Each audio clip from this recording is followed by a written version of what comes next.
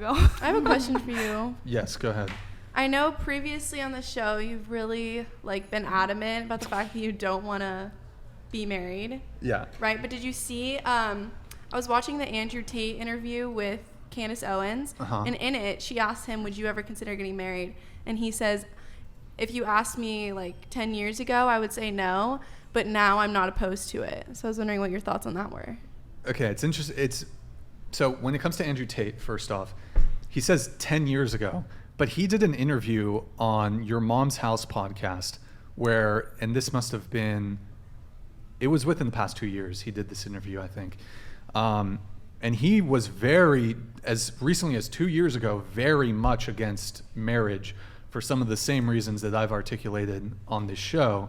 But so your question to me is, why am I against marriage? Or yeah, I guess, are you persuaded at all by, he seems to have been persuaded away, because when he was giving his answers I was like, oh my god, that sounds exactly like what Brian says for all of the reasons that you give for why you're against marriage. Sure.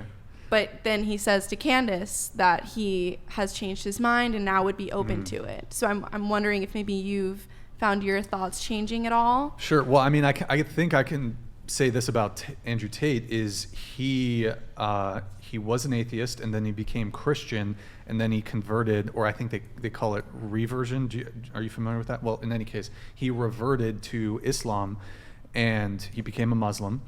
And I think him getting very much involved with religion has reshaped his view on marriage. But I don't think that dismisses some of the concerns he previously raised or some concerns that I've raised in the past.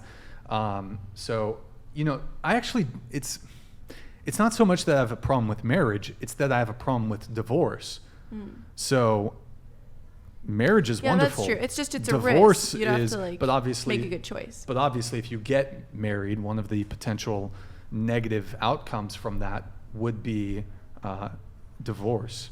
Now, from a religious perspective, I don't object to divorce at all, but when it comes to, most marriages, you go to the courthouse, you go to the state, you get a marriage license.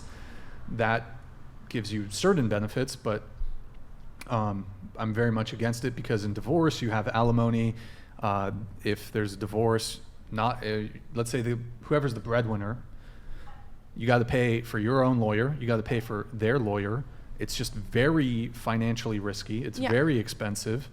And alimony comes in. We have Kevin Costner, who we're in Santa Barbara. They're in the Santa Barbara courthouse because the divorce is being overseen by the county of Santa Barbara. They just awarded his wife I don't know the exact number, $150,000. This isn't exact, guys. Don't quote me, but around $150,000 a month in child support.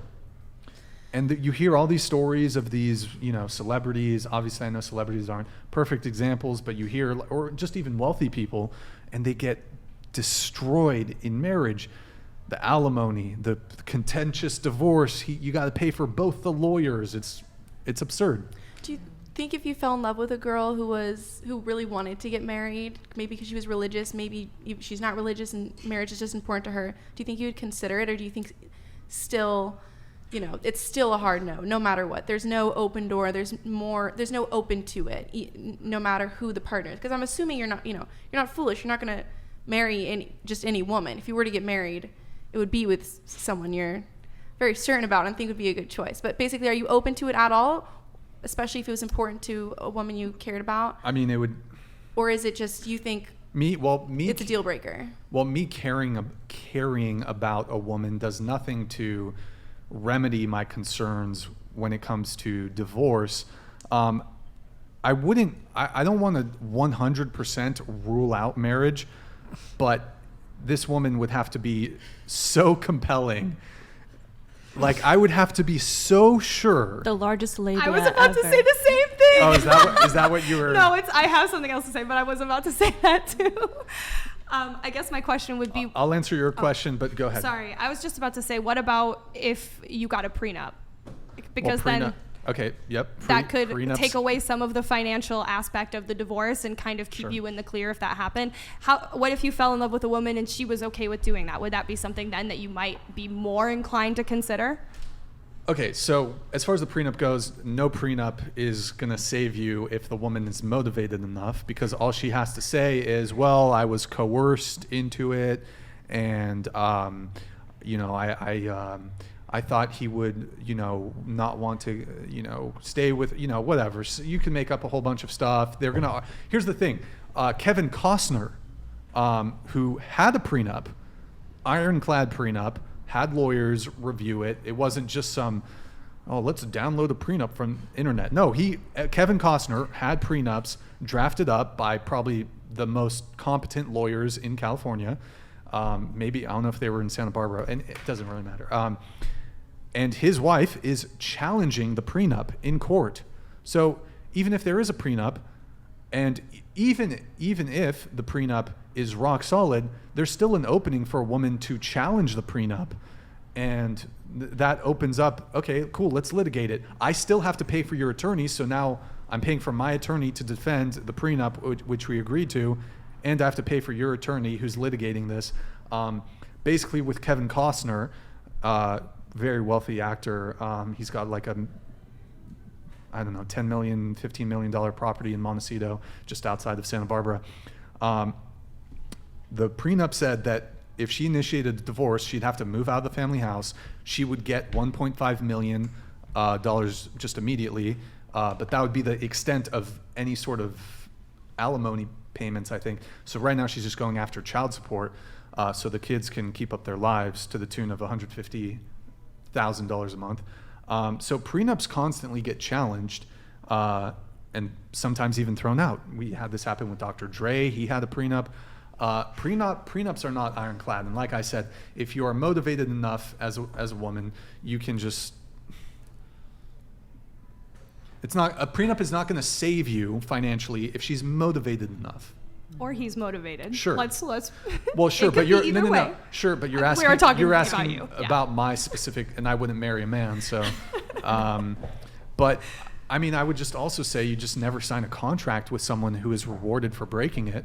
So, marriage is a contract. Again, I don't object to it from a religious perspective. Like getting married, cool. That's wonderful. However, and I kind of always say this, but if your wife decides to divorce you, she's not going to turn to her religion to help preside over the divorce. She's going to go to the state, and the state presides ultimately over the financial components of your marriage.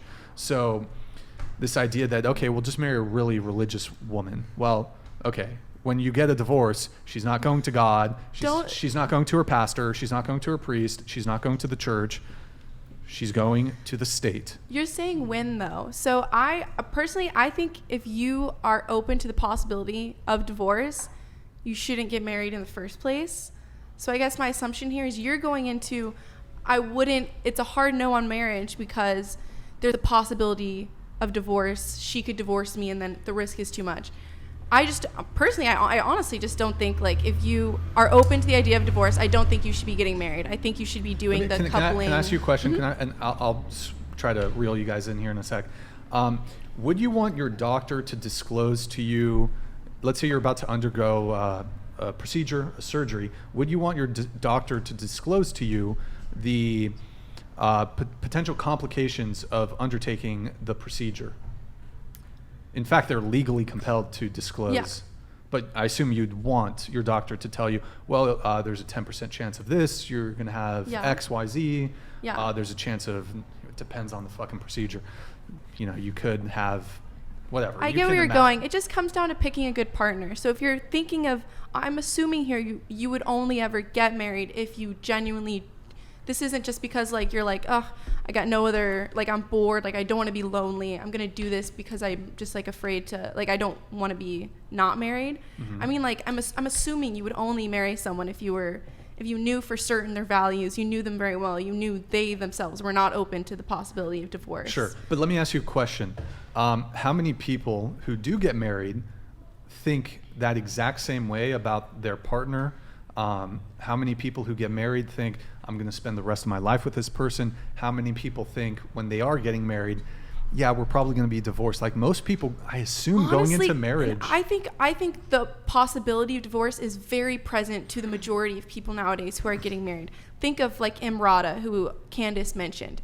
She's, the idea of making it trendy to be divorced by 30. If divorce is normalized, what I'm saying is open to the possibility of divorce. Clearly, the majority of people are very open to the possibility of divorce. If it's a trendy thing or super normalized to get divorced, is what I mean. Are you planning to have children or no? Good I'd question. like to have children. Do you think that being in a 2-parent household that's like married is better than like a non-married household? I suppose there are certain like tax benefits, I guess, if you're married that are, in my view, fairly minimal. I guess because you could file your taxes a little differently. The only other benefit that I see is when it comes to your estate. If you die and you're married, but I'm not an estate attorney, so I don't know. But it's not clear to me. Let me paint a scenario for everybody. I know I'll get you in, and I'll get you in here in just a sec. Let me paint a scenario, right? So you got two couples. One gets married, one doesn't. They stay together for their entire lives. They both have 3 children. There's no infidelity. They're monogamous. What's the difference?